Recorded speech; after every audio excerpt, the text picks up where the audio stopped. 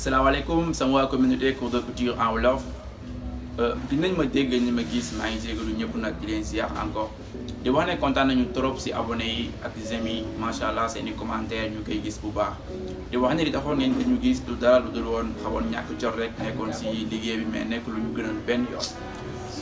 ñu ngi ñëwaat nag ngir démarrer suñu ay vidéo ndaxte lu ñu bëgg mooy ñoŋal lépp lu jëm si wàllu métier tailleur lépp lu koy jëmale kanam parce que gis nañ ne Sénégal majeure partie bi yëpp ay tailleur lañu te bëgg nañ mu gën a améliorer bëgg nañ mu gën a yaatu bëgg nañ mu gën a jëm kanam loolu moo tax ñu ubbi suñu chaîne YouTube ngir partager as tuut fi ñu xam ak yéen képp koo xam ne aussi tamit am nga idée lu mën a jëmale kanam suñu métier bi lu mën a jëmale kanam suñu liggéey nga baaxee ñu ko si commentaire yi dinaa bàyyi aussi sama numéro pour képp koo xam ne bëgg nga ma jot. costume africain def nañ coupe bi vidéo bi mi ngi ñëw mais si biir coupe bi am na ay calcul yi dama bëgg nga noter lii ma lay wax su fekkee da ngaa bëgg a xam montant da nga jël poitrine toujours poitrine bu nekkee 50 bu nekkee 100 da ngay def 50 divisé par 4 plus 11 loolu moo lay jox montant poitrine bi lu mu mën a doon da ngay xaaj ci digg bi divisé ko par 4 plus 11 bu dee da nga am poitrine 90 da nga jël 45 divisé par 4 plus 11 bu dee da nga am poitrine 50 100 da nga jël 50 divisé par 4 plus 11 comme que yére bu ñuy trace na dañoo am poitrine 50 lépp ñëw na si vidéo bi incha allah boo seetlee di nga comprendre ñu ngi lay ñaan nga abonné ba si cloche de notification pour beneen yoon vidéo bu dugal nga mën ko xam lii yëpp nag defuñu ko ngir dara lu dul améliorer suñu métier ndax métier tailleur dafa nekk métier bu xaw a métier xaw a nekk métier bu xaw a doy waar et puis tamit jamono di dox ñu war a dox ànd ak moom gën a am yeneen compétence gën a am ndam ci suñu métier maa ngi lay conseillé loolu bëgg naa tamit di def vidéo lu jëm si wàllu gestion de la couture naka la ñuy gérer suñu entreprise petite entreprise naka la ñuy def ba améliorer suñu métier naka la ñuy def aussi ba bàyyi jëndum détail parce que xanaa xam moo jëndum détail bi ngay def bokk na si lu lay lor yow tailleur déglu bu baax ma wax la lépp looy jënd moitié bi bokk nga jënd en gros moo gën muy popeline fermeture billet coton élastique ndax da ngay xool rouleau billet coton mën nga ko am si 500 francs 10 mètres billet coton ñaata la 500 francs aussi soo jëndee rouleau billet coton mën nga ko utiliser ay yoon te du jeex te boo jëndee sinon chaque semaine mën nga soxla billet coton 2 mètres 3 mètres ba 4 mais nga jënd ko par rouleau moo gën fermeture français da ngay soxla si braquette wala si jupe fermeture français 50 yi mi ngi jar 1000 francs mais pourquoi moo jënd paquet bi moo gën nga jënd détail benn fukki dërëm fermeture 40 dañ la koy jaay 2000 ba 2250 fermeture nga dem jënd ko en gros moo gën lépp nag mënoo ko jënd en gros mais am na yoo xam ne nga jënd ko en gros moo gën li nga xam ne da nga koy soxla popeline comme noonu fil comme noonu sooy comme noonu lépp looy jënd teel calculer bu baax a baax sinon di nga perte si sa ñaw teel calculer aussi ngir nga bañ a perte de jënd en gros lu ëpp ñu dem tailleur bi ak client dëgg la client yi yëpp dañuy mbambu tailleur yi mais clients yi aussi tamit des fois ñu def tailleur yi ñu ngi mën naan client ngeen ñëw la pare duñ leen fay mais loolu yow la si yow tailleur bi fexeel ba client boo ñëwal na la fay bul bañ na la nga bëgg xaalis parce que tamit ñëw yi bu tardé la ñuy gaas kon su paree balaa ñu koy yóbbu fexeel ñu fay la sa xaalis maa ngi nuyu di la ziar di la ñaan nga abonné ñu daw si lan ñëw def suñu traçage léegi dañuy bàyyi si kaw 5 centimètres tracé suñu benn ligne soo mënee jënd règle bi aussi dina la gën a yombalal sa liggéey muy équerre papeterie yëpp presque am nañu ko dañuy tracé foofu suñu benn ligne boobu après si dañuy sukkandiku pour génne suñu encolure muy cou bi si dañuy sukkandiku tamit pour am suñu épaule léegi mesure bi mu ngi noonu si boor bi dañuy def am épaule 16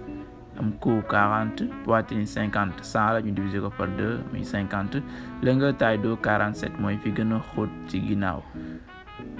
longueur yére bi nekk 90 dañ natt suñu longueur yére yokk si encore 5 centimètres pour dañuy am muy valeur ourlet dañuy omb léegi pour ñu am suñu montant boo ko déggee mooy épaule bi ba si poqataan bi fi mu war a yem parce que tamit duñ ñëw rek rëdd ko directement mais dafa am calcul bi mooy lan dañuy jël poitrine divisé par 4 plus 11 toujours jàppal loolu poitrine divisé par 4 plus 11 léegi am nañ poitrine 50 divisé par 4 plus 11 mu jox ñu 23,5 dañuy tracé 23,5 moom la ñuy tracé noonu 23,5 léegi dañ ci yokkaat encore 4 centimètres 4 centimètres yi mu la ñuy tracé noonu 4 centimètres la moo tax ñu koy yokk pour aisance la aisance pour yére bi bañ a xat sinon boo yemee si 23,5 yi rek day juste de trop si borom aisance nag à partir de 2 la ba 8 2 mooy li gën a ndaw 2 ba 8 toujours loo am aisance moins 1 mooy nekk carrure rek bu dee carrure bi mooy yaatuwaay bi si kaw dënn bi dañuy jël bokkul ak yaatuwaay yére mais carrure bi aussi tamit moom mooy contrôler yaatuwaay yére bi parce que carrure bi lu mu gën a rëy yére bi di gën a yaatu léegi carrure dañuy jël poitrine divisé par 4 plus 8 bu ñu xoolee 50 divisé par 4 plus 8 mu ngi jox 20,5 moom la ñuy tracé noonu 20,5 léegi amoon nañ aisance 4 centimètres si suñu montant kon yére carrure bi dañuy am aisance 3 centimètres 3 centimètres la ñuy rëdd noonu moo nekk suñu aisance si carrure bi looy gën a yokku yére bi di gën a yaatu looy gën a wàññi yére bi di gën a nekk près du corps léegi dañuy am 23,5 moo nekk suñu carrure doo la nag léegi pour ñu am écart émanchure toujours da ngay def 50 divisé par 4 plus 1 li ma jox nga divisé par 2 comme ñu ngi am 13,5 léegi 13,5 yooyu dañ koy diviser par 2 mu def ñu 6,75 6,75 nag moom la ñuy tracé foofu léegi pour ñu am suñu cou derrière ñu xam suñu largeur cou derrière naka lay nekk dañuy jël cou bi diviser ko par 5 comme ñu ngi am cou 40 divisé par 5 égale 8 dañuy marqué 8 yéeg si kaw 3 centimètres profondeur bi 3 centimètres dañuy yéeg si kaw 3 centimètres la ñuy yéeg si kaw léegi dañuy teg suñu règle perroquet soo mënee jënd règle yi aussi tamit dina la jàppale ndax mooy génnee forme baat bi ak émanchure yi muy poqataan bi ak fond bi aussi ñu tracé nañ suñu enclume do ba pare muy baatu ginnaaw bi léegi dañuy teg foofu natt 14 centimètres gis nga fu 8 bi yam la ñu natt 14 ñu wàcc 1,5 muy 1 et demi ñu teg suñu règle si cou bi ci kaw mu laal 1,5 bi prolongé loolu mooy nekk suñu ligne épaule affaire bi méttiwul ba xaw na compliqué tuuti mais méttiwul léegi dañ ne suñu épaule ñu ngi am 16 moo nekk suñu épaule normal parce que bu leen fàtte ne jël ñu woon trapèze benn partie épaule bi lañ jël léegi 16 dañuy marqué 16 yi ñu yokk si 1,5 yi day nekk valeur de couture 1 centimètre yi mooy li ngay taxalee ci émanchure bi yeneen 0,5 yi moo nekk li ngay doubler ci baat bi ñu teg suñu perroquet moom moo ñuy guider dañ koy teg ci épaule bi rek ba ci écart émanchure fi mu yam ñu tracé ko waaw def leen de tout ngeen jënd règle yi aussi ku ko soxla tamit soo ma contacter dinaa xool nan lay def ba nga am ci incha allah léegi foofu pare na léegi pour ñu am suñu waaw loolu moo nekk longueur taille dos bi moo nekk fi gën a xóot ci ginnaaw dañ koy tracé benn ligne mooy longueur taille dos surtout booy ñëw veste sax da nga koy gën a soxla léegi li ñu am ci largeur yére bi moom la ñuy teg suñu longueur taille dos encore marqué ko dugaat 2 centimètres pour yére bi am forme 2 centimètres la ñuy dugg dañu amaat aussi ci largeur bi ci poitrine moom la ñuy tegaat aussi marqué ko ci suuf après ñu teg suñu règle 2 centimètres yooyu ñu dugg na c'est pas obligatoire en soit pour yére bi am forme la su la neexee aussi tamit nga bañ ko def ça dépend ci yow léegi damay teg sama équerre tracé ligne bi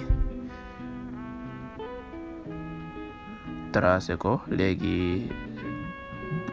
derrière bi pare na léegi suñu derrière pare na mais suñu taxalee yére bi tamit 1 centimètre rek la ñuy jël comme valeur de couture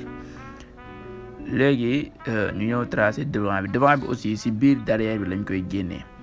mais nekk la ñuy tracé suñu devant léegi ligne épaule bi dañuy wàcc 5 centimètres dañuy tracé 5 centimètres 5 centimètres la ñuy wàcc moom lay marqué noonu après dañ koy def benn ligne encore boobu mooy nekk devanture bi ñu tracé foofu benn ligne moo nekk épaule devant bi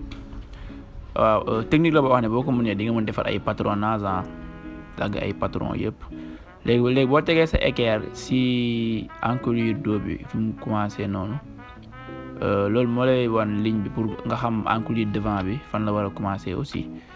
pour après boo koy takkalee ñoom ñëpp ñu aligné. léegi tracé nañ ko noonu ligne boobu moo nekk épaule devant bi. léegi pour ñu xam profondeur encolure devant bi lu muy nekk dañuy jël 8 yi ñu amoon ci largeur d'arrêt dos bi plus 2 jox ñu 10 yooyu la ñuy marqué mooy nekk suñu profondeur encolure devant bi muy xóotaayu baatu kanam bi ci wolof. léegi dañuy teg suñu règle perroquet waaw règle bi nag nañ def la tout ba am ko parce que tamit dina gën a yombal suñu liggéey. léegi dañuy teg suñu règle perroquet marqué encolure bi après waroon naa def nag vérification coupe bi mais dama ko fàtte waroon naa vérifier coupe bi ba xam. léegi dañuy mesurer foofu ñu ngi amoon 17,5 moom la ñuy tegaat fii 17,5 yi foofu dañ koy xaaj ci digg bi comme épaule devant bi ba ci montant bi dañ koy xaaj ci digg bi dugg fa 2 centimètres waaw ñu dugg 2 yooyu moo war a nekk suñu carrure devant parce que toujours derrière bi mooy ëpp devant bi ñu teg suñu règle perroquet fekk dugg nañ 2 yi ba pare marqué ko épaule bi mu ñëw ba ci écart émaché bi muy pokotaan bi fi muy am. waaw il faut nañ def le tout ba jënd règle perroquet vraiment dina gën a yombal suñu liggéey si lu bëree bëri perroquet ak règle anglais muy courbe bi yooyu yëpp dina baax si suñu liggéey. léegi devant bi gis nga formé nañ ba pare lu facile la nekkul aussi tamit lu compliqué de trop. soo mënee na traçage bi dina la dimbali aussi si lu bari dina tax nga mën a def ay patronage comme dañoo nekk si domaine nu prêt à porter tey jii nii nga war a defar say taille M L XL XXL yëpp nga war ko dagg si ay patron teg nga xam ne doo sonn dina gën a yombal sa liggéey. il faut nga jéem a mën base technique gu calcul bi dina la gën a dimbali ci lu baree bari soit di nga mën a dina gën a baax daal dina gën a ñoŋoon tamit suñu liggéey. léegi ñu ngi doon di dagg boo xoolee yére bi dañ ko leemoon en 4 parties lañ ko leemoon léegi dañuy dagg génnee derrière bi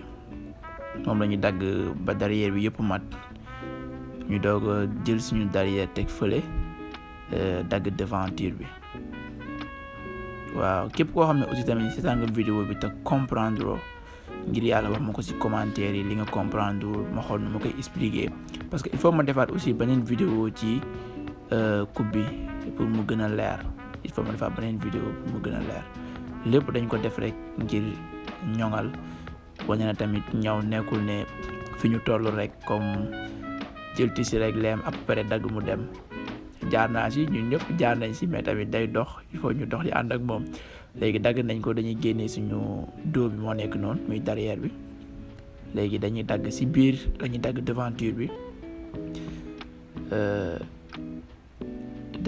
la ñuy dagg noonu. lii moo nekk base bi ba soo daggee sa base ba pare nag ba maîtriser sa base après yaa xam na yére bi di am da ngay def simple da ngay def broderie da ngay def point à la main ça dépend rek si yow. mais lii mooy base bi ba pare nag transformation yi doog a ñëw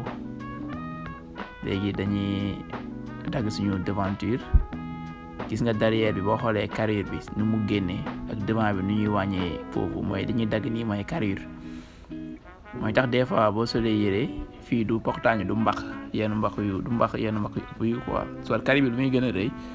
foofu day gën a mbax mooy moom lañu wàññi nii parce que derrière yi moom mooy ëpp. léegi lii moom moo nekk suñu devant léegi nag li des mooy parce que tamit waruñoo bàyyi yére bi noonu mu dem il faut ñu xool suñu tour émanchure ñaata la mooy tour pokotaan bi loolu mooy tax après suñuy dagg loxo bi dafa war a yem net warul ëpp warul manqué léegi dañuy mesurer tour émanchure bi moom la ñuy mesurer noonu pour xam ñaata la pour balaa ñuy dem ci masse bi. léegi dañuy mesurer après bu ñu mesurer aussi li ñuy bàyyi mooy valeur de couture épaule bi parce que buñ koy taxalee dañuy monter loxo bi ba pare doog a tëj yére bi mu wàcc. léegi mesurer nañ foofu ñu ngi am 56 lépp en total 56 la ñu am foofu léegi 56 yi après dañ ciy moyen 2 ndax 54 yi dañ soxla fii ñu ngi am tête de manche 13 waaw noté loolu aussi dinañ ko soxla après ci loxo bi. tête de manche ñu ngi am 13 tête de manche bi nag dañoo teg centimètre bi ci derrière bi la ñuy basé wu xaaj ko ci digg bi lu ñu jox mooy nekk suñu tête de masse. léegi yére bi pare na yomb na torop sama mbokk tailleur itam ñu naan dafa compliqué mais lu facile la juste ay quelques calculs la yoo xam ne soo ko jàppee rek daanaka jeex na. léegi yére bi pare na mën nga tàllal xool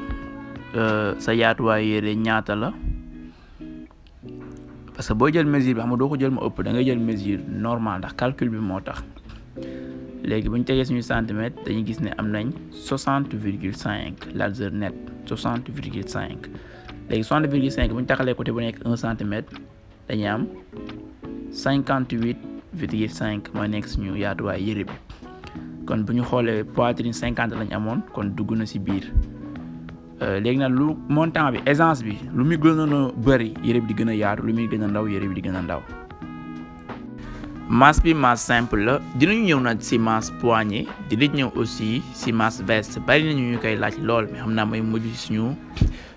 programme masse yi. au fait léegi suñu longueur masse mi nekk 65 suñu valeur ourlet mi ngi nekk 5 centimètres.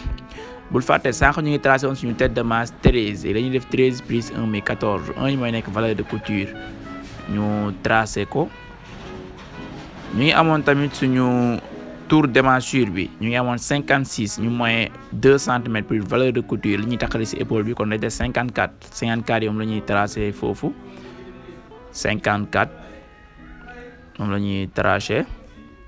pour bu ñu taxalee masse mu yam net du ëpp du manqué. léegi dañuy dugg 3 centimètres ci ginnaaw 3 centimètres du ñu teg ko ba ci kaw xaaj ci digg bi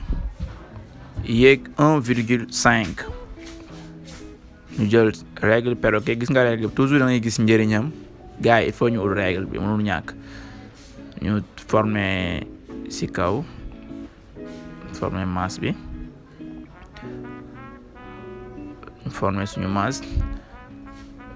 ñu ngi am suñu tour de poignet bi 25 kon dañuy jël 12,5 la ñuy tracé foofu yokk 1 centimètre mu nekk 13,5 ñu teg suñu équerre pour am ligne droit bi avant ñuy former suñu masse léegi tracé nañ ligne bi pour tour de bras bi aussi tour de bras bi dañuy wàcc 7 centimètres ñu natt foofu ñu ngi am tour de bras 35 muy tour de manche bi 35 la ñuy natt noonu ñu jël suñu règle anglais. règle bi aussi règle bu am solo la day former moom tamit booy dagg pantalon surtout da nga koy soxla sooy dagg yeneen choses yoo xam ne pour former la gis nga ñu teg suñu masse yi noonu léegi former nañu masse bi après pour ñu ñëw ci devanture bi aussi toujours derrière bi moom moo koy ëpp devanture bi dañuy wàcc ci 1 centimètre teg suñu règle perroquet former masse bi.